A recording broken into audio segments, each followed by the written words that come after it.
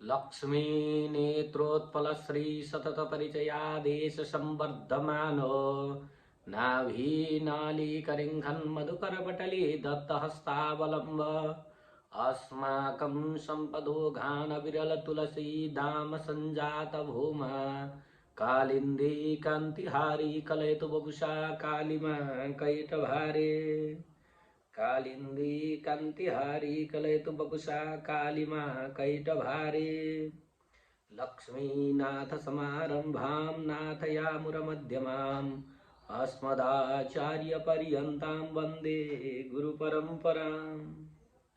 भगवान श्री हरि का असीम अनुकंपा आज हामी एकादशी महारानीको व्रत कथा श्रवण गर्न भनेर विराजमान भइसकेका छौं। मार्ग शुक्ल एकादशीको कथा आज हामी श्रवण गर्नेछौं। कस्तो रहन्छ त यो मार्ग शुक्ल एकादशीको कथा?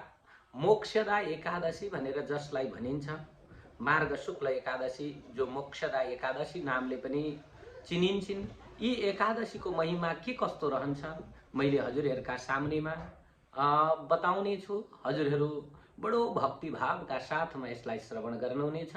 सर्वप्रथम त हामी यो एकादशीको महात्म्यको पाठलाई केही क्षण श्रवण गरौं। श्रीहरि जय श्रीमन्नारायण। अथ एकादशी व्रत कथा आरम्भ। मार्ग शुक्ल एकादशी। युधिष्ठिरोवाच वन्दे विष्णुं प्रभुं साक्षात् लोकत्रय सुखप्रदं विश्वेशं विश्वकर्तारं पुराणं पुरुषोत्तमं पृच्छामि देवदेवेश संशयोऽस्ति महान् मम लोकानां तु हितार्थाय पापानां हि शमाय च। मार्गशीर्षे शिते पक्षे किं नामैकादशी भवेत् कीदृशश्च विधिस्तस्या को देवस्तत्र पूज्यते एतद् आचक्षमे स्वामिन् विस्तरेण यथा तथं। श्रीकृष्ण उवाच सम्यक् पृष्टं त्वया राजन् साधु ते विपुलं यशः कथयिष्यामि राजेन्द्र हरिवासरमुत्तमम्। उत्पन्ना शासिते पक्षे द्वादशी मम वल्लभा मार्गशीर्षे समुत्पन्ना मम देहान्नराधिप मुरासुरवधार्थाय प्रख्याता मम वल्लभा कथिता सा मया चैव त्वदग्रे राजसत्तम। पूर्वमेकादशी राजस्त्रैलोक्यै सचराचरे मार्गशीर्षे शिते पक्षे चोत्पत्तिरिति नामतः। अतः तव प्रवक्ष्यामि मार्गशीर्षं शितां तथा मोक्ष्यान्नाम्नाति विख्यातां सर्वपापहरां परां। देवं दामोदरं तस्यां पूजयेच्च प्रयत्नतः तुलस्या मञ्जरीभिश्च धूपदीपैर्मनोरमैः।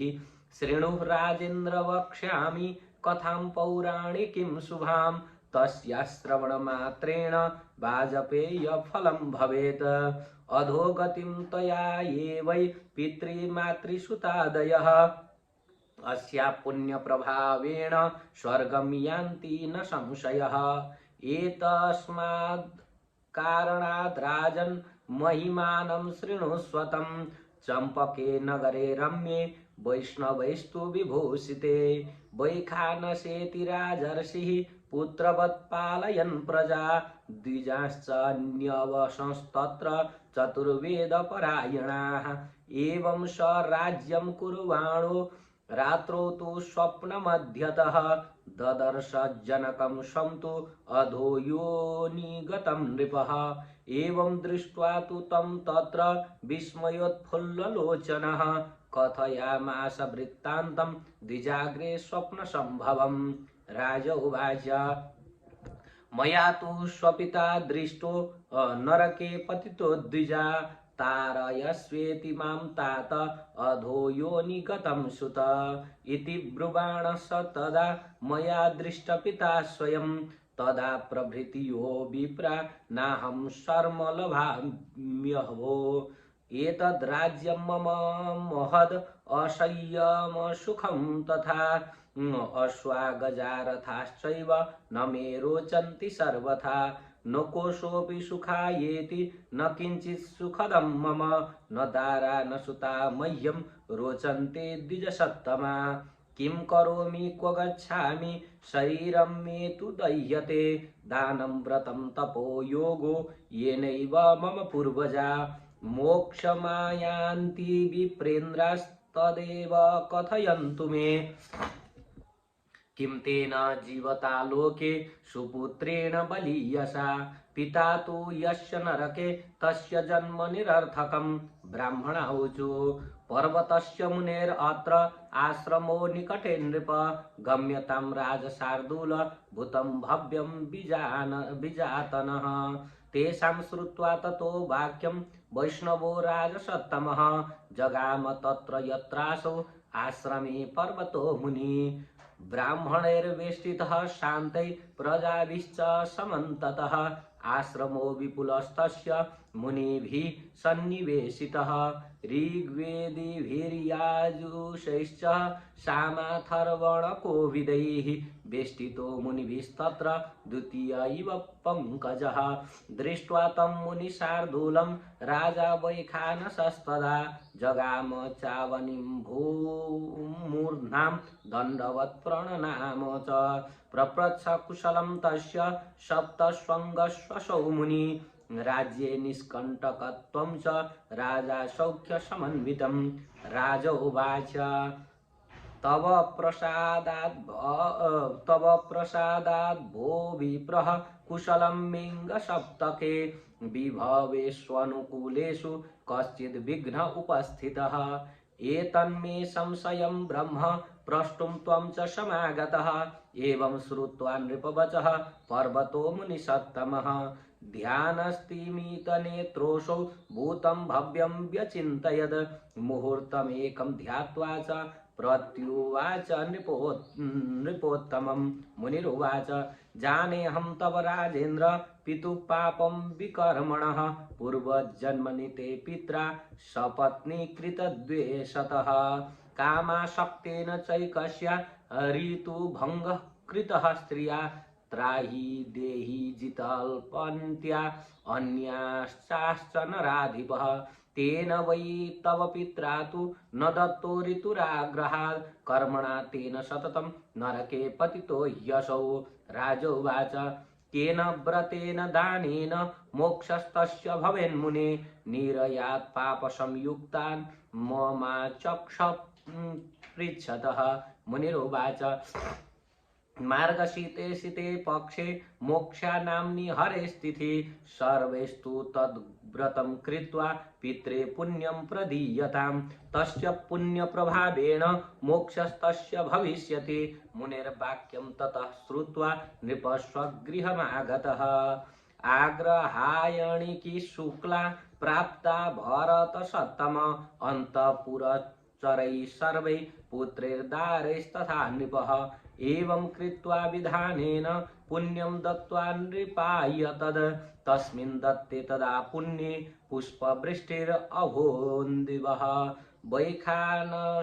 वैखानसपति पिता तेन गतः स्वर्गं स्तुतो गणैः राजानमन्तरिक्षाश्च शुद्धां गिरमभाषत स्वस्त्यस्तु ते पुत्र सदेत्युक्त्वा स त्रिभुवं गत एवं यः कुरुते राजन् मोक्षदैकादशीमिमां तस्य पापक्षयं याति मृतो मोक्षमवाप्नुयात् नात परतरात् काचिन् मोक्षदा विमला शुभा पुण्यसंख्यां तु तेषां वै न जानेऽहं तु यैः कृता चिंतामणि समाह्येषा सर्वमोक्षप्रदायिनी।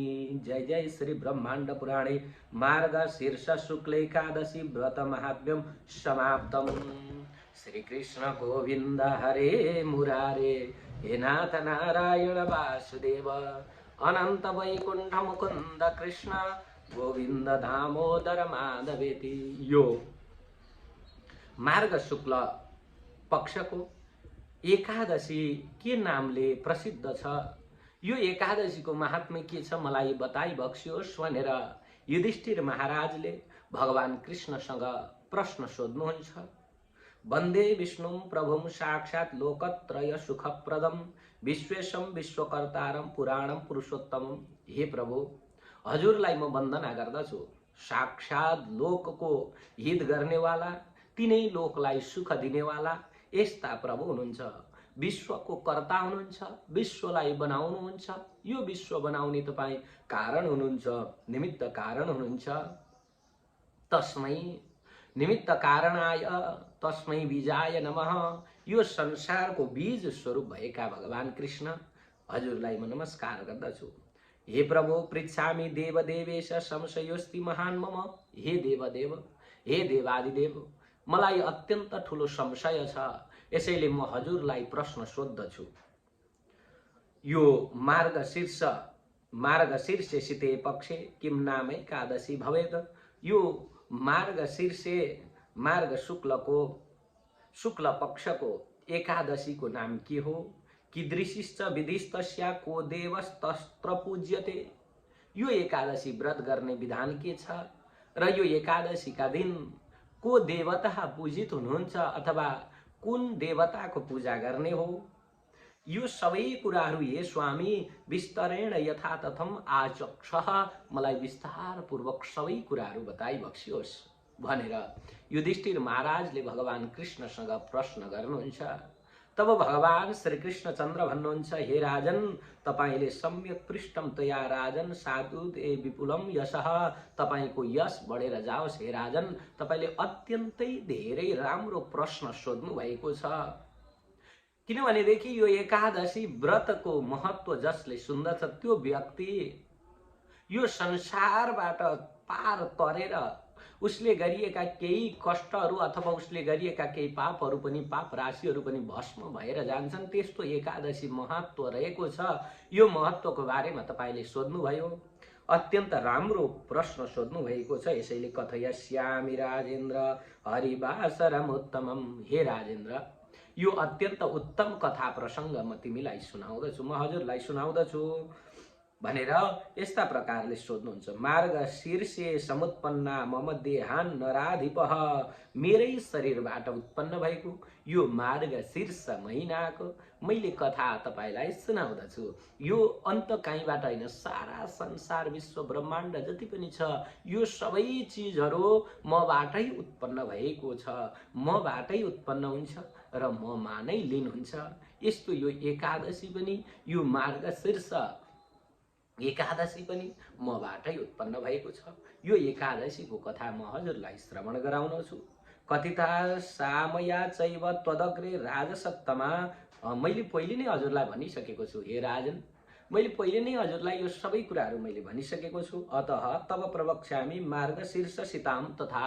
अब मैले मार्ग शुक्ल पक्षको एकादशीको बारेमा पनि तपाईका अगाडि बताउने छु, जसको नाम हो मोक्षदा। मोक्षदा नाम गरेकी मोक्षा नाम्नाति विख्यातम सर्वपापहराम पराम। यी कस्ती छिन् त भन्दा सबै पापहरूलाई, कायिक मानसिक बाचिक ज्ञात जसरी पनि गरिएका पापहरू छन्, यी सबै पापहरूलाई हरण गर्नेवाला छिन्। सर्वपापहराम पराम, अत्यन्त परम एकादशी हो। यो एकादशीको बारेमा मैले जानकारी गराउने छु। देवम दामोदरम तस्याम पूजयेच्च प्रयत्नत। दामोदर भगवानलाई पूजा गर्नु पर्दछ यो एकादशीका दिन। यो एकादशीको स्वामी भनेर दामोदर भगवान हुनुहुन्छ, जसका उदरमा दामलोद्वारा माता यशोदाले बन्धनमा पार्नु भएको थियो। त्यस्तो भगवान श्री कृष्णचन्द्र, जसको नाम दामोदर रह्यो, उहाँको उपासना गर्नुपर्दछ यो एकादशीका दिनमा। तुलसी मञ्जरी धूप दीप आदिद्वारा पूजा गर्नुपर्दछ। भगवानको अत्यन्त प्यारो भनेको तुलसी मञ्जरी हो। तुलसी मञ्जरीद्वारा भगवानलाई आराधना हामीले गर्यौँ भने जुनसुकै ठाउँमा भगवानलाई तुलसी मञ्जरी, भगवानले केही खोज्नुहुन्न। हेर्नुहोस्, भगवानलाई हामीले अनेक प्रकारका भोग पक्वान्न र नैवेद्य चढाउन सक्दैनौँ भने पनि भगवान तुलसीको मञ्जरीद्वारा नै प्रसन्न हुनुहुन्छ। त्यस्तो तुलसी मञ्जरी धूप दीप आदि भोग अर्पण गरेर अनि भगवानको कथा श्रवण गर्नुपर्दछ। श्रेणु राजेन्द्र वक्ष्यामि कथाम पौराणिकीम शुभाम। यो पौराणिक एउटा कथा छ, प्राचीन कथा म हजुरलाई सुनाउँछु। हे युधिष्ठिर, भनेर भगवान कृष्णले भन्नुहुन्छ। जुन कथा श्रवण गर्नाले अधोगतिम गता ये वै पितृमातृसुतादयः तस्याम पुण्य प्रभावेण स्वर्गम यान्ति न संशय। अधोगति गएका छन्, जसका पितृहरू अधोगतिमा परेका छन्, यो कथा श्रवण गर्नाले यिनीहरू स्वर्गको बाटोमा जान्दछन्, यिनीहरू स्वर्गसम्म जाँदछन्। यस्तो पुण्य कथा छ, यो कथा म हजुरलाई सुनाउँदछु।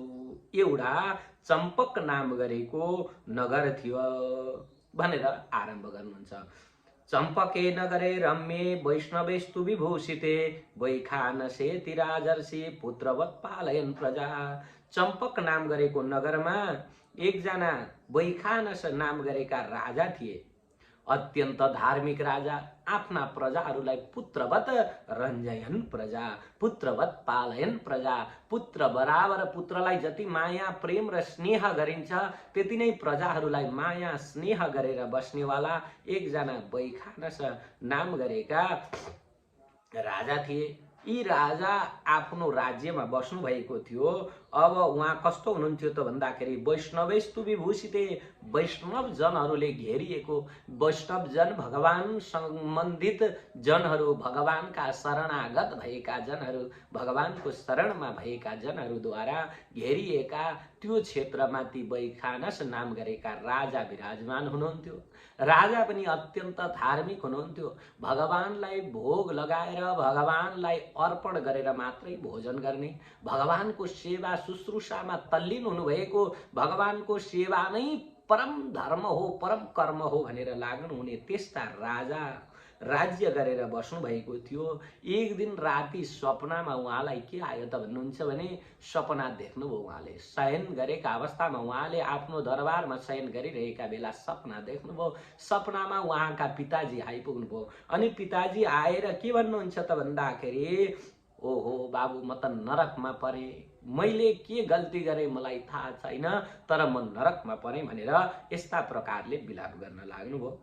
एवं स राज्यं कुर्वाणो रात्रौ तु स्वप्न मध्यत ददर्श जनकम स्वं तु अधोयोनि गतम नृपः। जनकम भनेको आफ्ना पिताजीलाई अधोयोनि गतम नृपः, अधोयोनिमा गएको, नरकमा गएको देख्नुभयो सपनामा। एवं दृष्ट्वा तु तं तत्र विस्मयोत्फुल्ललोचनः कथयामास वृत्तान्तं द्विजाग्रे स्वप्न सम्भवम्। यस्ता प्रकारले उनले चाहिँ आफ्ना बुबालाई अधोगति गएको, नरकमा परेको देखेर अत्यन्त आश्चर्यचकित भएर उहाँले एक दिन सभा बोलाएर सभाको मध्यमा राजाले आफ्ना जति पनि थिए प्रजाहरू थिए, प्रजाहरूका सामनेमा यही कुराहरू राख्नुभयो। के भन्नुहुन्छ त राजा भन्दाखेरि, हे प्रजाहरू हो, मया तु स्वपिता दृष्टो नरके पतितो द्विजा। मैले त आफ्ना पितालाई नरकमा परेको देखेँ। यो के संकेत हो, यो के हो? अब मेरा पिताजी कसरी नरकमा पर्नुभयो, के कारणले नरकमा पर्नुभयो र दुःखलाई भोग गरिरहनु भएको छ, यो सबै कुराहरू कसरी मेरो पिताजीले उद्धार पाउनुहुन्छ, म त आश्चर्यमा परेको छु। अधोयोनि गतम सुत, मेरा बुबा अधोयोनिमा जानु भएको कुरो मैले देखेँ। इति ब्रुवाण सतदा मया दृष्ट पिता स्वयं। यस्ता प्रकारले, हे छोरा, म अधोयोनिमा छु भनेर भनेको मैले सुने। अब के गरौँ, कसरी मेरो बुबाको उद्धार होला? तदा प्रवृत्ति भो विप्रा नाहम सर्वम लभामे। त्यही दिनबाट, जुन दिन मैले यस्तो सपना देखेँ, त्यही दिनबाट मलाई निन्द्रा छैन, भोक निन्द्रा छैन। यो सारा विपुल यो सम्पत्तिबाट पनि मलाई सन्तुष्टि भएको छैन। मेरो हात्ती घोडा रथ सुन चाँदी सम्पत्ति हिरा सारा चिजहरू छ, राज्यको आनन्द भोगिरहेको छु, यो राजा भएर बसिरहेको छु, तर पनि मलाई मेरो मनमा शान्ति छैन। अशान्ति किन त भन्दाखेरि मेरो बुबाको नरक गमन कसरी भयो, मेरो बुबाको उद्धार कसरी होला भन्ने विषयमा मात्रै म चिन्ता भइरहेको छ, म चिन्तित भइरहेको छु।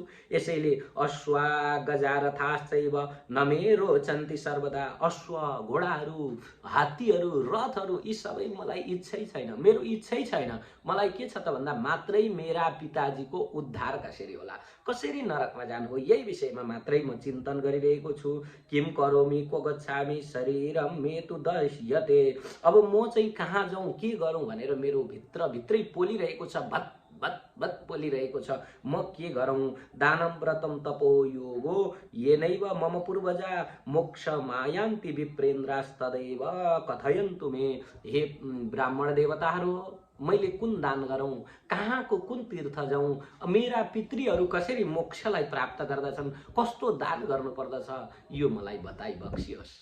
मलाई थाहा भएन कुन दान गरौँ, कसरी गरौँ, के गरौँ, के गर्दा मेरा पितृहरू प्रसन्न हुनुहुन्छ, मलाई यो सबै कुराहरू बताउनुहोस् भनेर यस्ता प्रकारले प्रश्न सोध्दैछन्। अरे जसका पितृहरू नरकमा परेका छन् त्यस्तो पुत्र पुत्र भएर के काम? किम तेन जीविता लोके सुपुत्रेण बलियसा पिता तु यस्य नरके तस्य जन्म निरर्थकम्। अरे जसका किम्तेन जीविता लोके, जसका पिताजी नरकमा परेका छन् भने त्यो पुत्र बाँचेर काम छैन। पुत्रले चाहिँ त्यो नरकबाट तार्न सक्दैन आफ्ना पिताजीलाई। नरकमा पार्दछ भने, नरकमा गएका पिताजीहरूलाई वैकुण्ठको बाटो देखाउन सक्दैन भने त्यो पुत्र बाँचेर के काम? आज म बाँचेर पनि मृत शरीर भएको छ, म मृत प्राय भएको छु, के गरौँ भनेर यस्ता प्रकारले सोध्नुहुन्छ राजाले। राजाको प्रश्न सुनिसकेपछि अब यी ब्राह्मणहरूले भन्नुहुन्छ, पर्वतस्य मुनेर अत्र आश्रमो निकटे नृप। हे राजन, यहाँ नजिकै पर्वत नाम गरेका मुनिको आश्रम रहेको छ। त्यहाँनेरि गएर तपाईले सारा कुराहरू ती पर्वत ऋषिलाई वृत्तान्त सुनाउनुहोस्। अब त्यो वृत्तान्त सुनाइसकेपछि उहाँले केही उपाय समाधान बताउनुहुन्छ। जगाम तत्र यत्रासौ आश्रमे पर्वतो मुनि। अब त्यहाँबाट यो सुनिसकेपछि अब लौ जानुहोस् भनेर भनिसकेपछि यी राजा पनि पर्वत ऋषिका आश्रममा गए। अनि पर्वत ऋषि कस्तो हुनुहुन्छ त भन्दाखेरि ऋग्वेदे भेरी यजुषैश्च सामाथर्वणको विदे वेष्टितो मुनिभिस्तत्र द्वितीय इव पद्मज। अब कस्तो हुनुहुन्छ त भन्दा ऋग्वेदीहरू, सामवेदीहरू, अथर्ववेदीहरू, यजुर्वेदीहरू, सारा वेदपाठी ब्राह्मणहरूद्वारा घेरिएका, ऋषि महर्षि र आफ्ना शिष्य चेला चपेटाहरूद्वारा घेरिएका त्यस्तो हुनुहुन्छ। अत्यन्तै विद्वान, अत्यन्तै ज्ञानी र ध्यानी हुनुहुन्छ। अब उहाँलाई देख्ने बित्तिकै कस्तो भयो त भन्दाखेरि साक्षात् भगवानको स्वरूप हो कि भन्ने भान भयो। त्यस्तो तपस्वी ऋषि पर्वतका सामनेमा पुगे राजा। यसरी पुगिसकेपछि जगाम चावम्नि भूम्वा दण्डवत प्रणनाम च। अब त्यहाँ गएर ती ऋषिलाई राजालाई के गर्नुहुन्छ त भन्दाखेरि साष्टाङ्ग दण्डवत गर्नुभयो। साष्टाङ्ग दण्डवत भनेको दण्डवत, दण्डवत। अहिले त नमस्कार पनि यसो नमस्कार, दण्डवत हजुर भन्छ। एक हातले नमस्कार गर्न हुन्न, दुई हात जोडेर नमस्कार गर्ने। नमस्कार एकदम अभिमुख भएर विनम्र भएर गर्ने। उहाँले त अझ त्यसो पनि होइन, दण्डवत गर्नुभयो। दण्डवत भनेको लौरो जस्तो गरेर जमिनमा पुरै शरीरलाई सुताएर अनि ऋषिका चरणमा दण्डवत गर्नुभयो। गुरुहरूलाई दण्डवत गर्दा त्यसरी नै गर्नुपर्दछ। ऋषिका चरणमा दण्डवत गर्नुभयो। अब यसरी दण्डवत गरिसकेपछि अब प्रपच्छ कुशलम तस्य सप्त स्वङ्ग स्वसौ मुनिः राज्य निष्कण्टकत्वं च राजसौख्य समन्वितम। अब राजालाई सोध्नुहुन्छ ऋषिले, हे राजन, के छ तपाईलाई चाहिँ कुशल अकुशल के छ? तपाईको राज्यमा के कस्तो आय भइरहेको छ? सङ्कट छ छैन? अथवा तपाईलाई चाहिँ राम्रै त होला भनेर ऋषिले सोधिसकेपछि राजा भन्नुहुन्छ, तब प्रसादात् भो विप्र कुशलम मेङ्ग सप्तमे सप्तके विश्व विभवेष्वनुकूलेषु कश्चित् विघ्न उपस्थितः। हे राजन, हे प्रभु, हे ऋषिवर, हजुरको कृपा प्रसादले, हजुरको आशीर्वादले राज्य त सुखै सुख छ, राज्यमा दुःख भन्ने केही छैन। तर भर्खरै मात्रै मलाई एउटा दुःख उपस्थित भएको छ। मलाई भर्खरै मात्रै अलिकति चिन्ता मनमा उत्पन्न भएको छ। यो दुःखको कारण म हजुरलाई बताउँदछु। हे प्रभु, मैले राति सपनामा, एक दिन सपनामा मेरा पिताजी नरकमा परेको देखेँ। यो के कारणले हो? यी पिताजी किन यो कारणले, के कारणले नरकमा पर्नुभयो, यो मलाई बताइदिनुहोस् भनेर यस्तो प्रकारले सोध्नुभयो। तब मुनिले भन्नुहुन्छ, जाने हम तब राजेन्द्र पितु पापम विकर्मणः पूर्वजन्मनि ते पित्रा सपत्नी कृत द्वेषतः। हे राजन, मैले तपाईका बुबाको नरकमा पर्ने कारण बुझेँ। पहिलो जन्ममा तपाईँको बुबाले दुईटी श्रीमती विवाह गरेको थियो र आफ्नी पत्नीलाई हेला गरेर, जेठी पत्नीलाई हेला गरेर उहाँले के गरे त भन्दाखेरि काम आसक्तेन नैकस्या ऋतु भङ्ग कृत स्त्रिया, कामनाले आसक्त भएर पनि उनले के गर्दैनन् त भन्दा आफ्नी पत्नीका सामनेमा, एउटी पत्नीका सामनेमा उनले आफ्नो कामना, पत्नीको काम वासना पनि तृप्त गराएनन्। ऋतु कालमा पनि उनले आफ्नो धर्म निभाएनन्, कुनै पनि कार्य गरेनन्, पत्नीलाई अत्यन्तै धेरै ठुलो हेला गरे। यसरी तेन वै तव पित्रा तु न दत्तो ऋतुराग्रहात् कर्मणा तेन सततम नरके पतितो ह्ययम्। अब यिनले चाहिँ ऋतु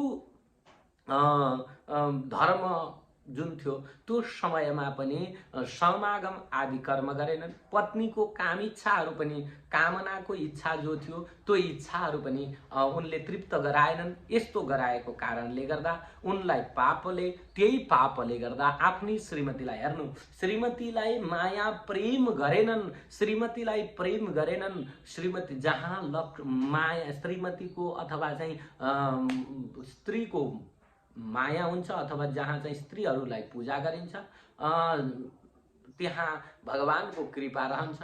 आज ती स्त्रीलाई अपहेलना गरेको भएकाले भगवानको कृपा रहेन, यसैले उनी नरकमा गए भनेर यस्ता प्रकारले सुनाउनु भयो।